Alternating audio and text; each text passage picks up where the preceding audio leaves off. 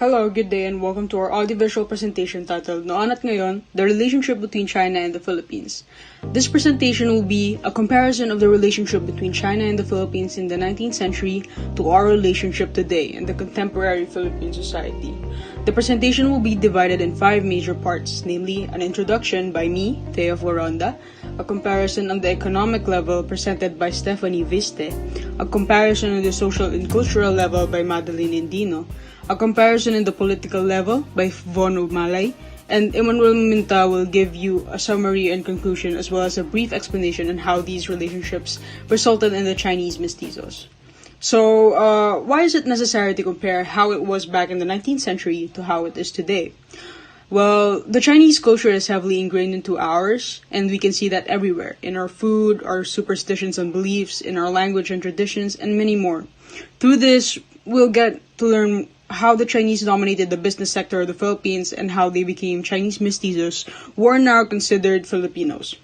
We'll learn more about that in a bit. To discuss the relationship between the Philippines and China in the economic level, let us make way for Stephanie Vista's discussion. Now we're going to tackle about the economic influences between the two countries.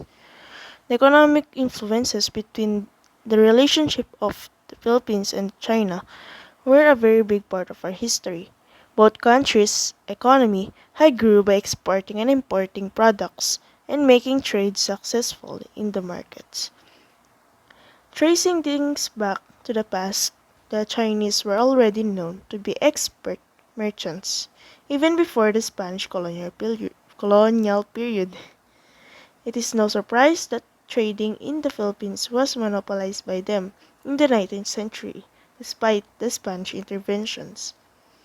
Hence, the Filipinos have adopted Chinese strategies in businesses with the hope to strengthen the economy. It can be observed that the Chinese nepotism in business cultures is still visible today. Filipino business owners invest vastly in relationships as they believe that reputation is vital to success. After years of businesses, trade agreements arise. So, trade agreements were already a part of the economic progress since 1976, where the Philippine-China Joint Trade Committee was established.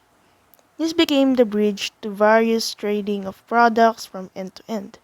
Trade agreements were also expanded to the extent of China's export support of crude oils and other petroleum products to the Philippines.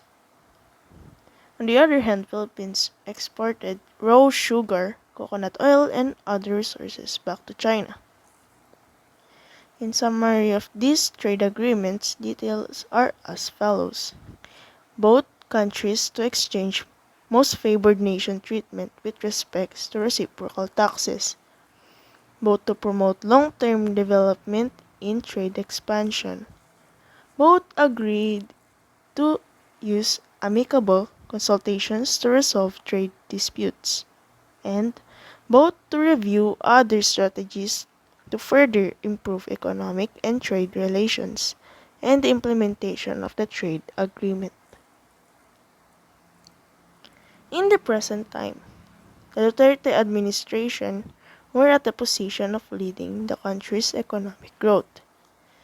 Philippine Finance Secretary Carlos Dominguez has said that the Philippines is reaping the benefits from building a harmonious relationship with China, reiterating the Philippines' full support for China's Belt and Road Initiative (BRI). As a result of this warming of relations between the two countries, on President Rodrigo Duterte's watch, China has become the Philippines' biggest trading partner and one of the largest tourism markets. Philippines' total trade with China increased at an average of 15% annually. Chinese tourist arrival grew at an average of 27% per year. Since the start of the Duterte administration, it reached 1.63 million arrivals in 2018, or 23% higher than the visits recorded in 2017. The traditional Filipino family customs, where the elders take on more responsibilities than the younger members of the family, came from the Chinese influence. This type of family structure imposed rigid roles and had a strong tendency to be strictly patriarchal. However, as the Filipino society is being exposed to becoming global citizens, this custom is slowly diminishing today. The Chinese influence family respect, where one must call his or her blood related family member certain terms that were from the Amoy dialect.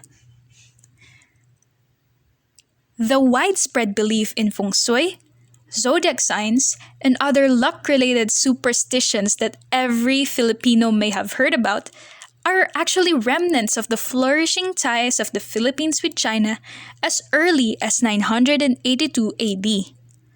In terms of religion, the Chinese had a greater tendency to adapt in the society. We may recall that the identity of the Chinese mestizo became established when the Spaniards acknowledged their community who conformed into Catholicism. In the present century, the Chinese mestizos make up approximately 2% of the Philippine population, that's 1.5 million people. These people can both converse in local Filipino languages and Fujianese, or Cantonese.